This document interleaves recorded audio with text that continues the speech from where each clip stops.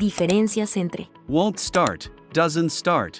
My car won't start. significa mi carro no arranca, es decir, ahora en este preciso momento.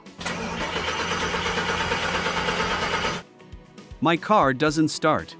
También significa mi carro no arranca. Sin embargo, se usa para expresar que el vehículo nunca arranca, es decir, que no es algo nuevo.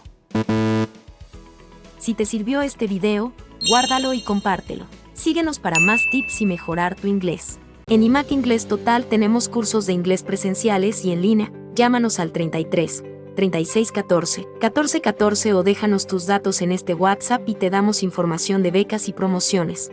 O visita imacinglesstotal.com.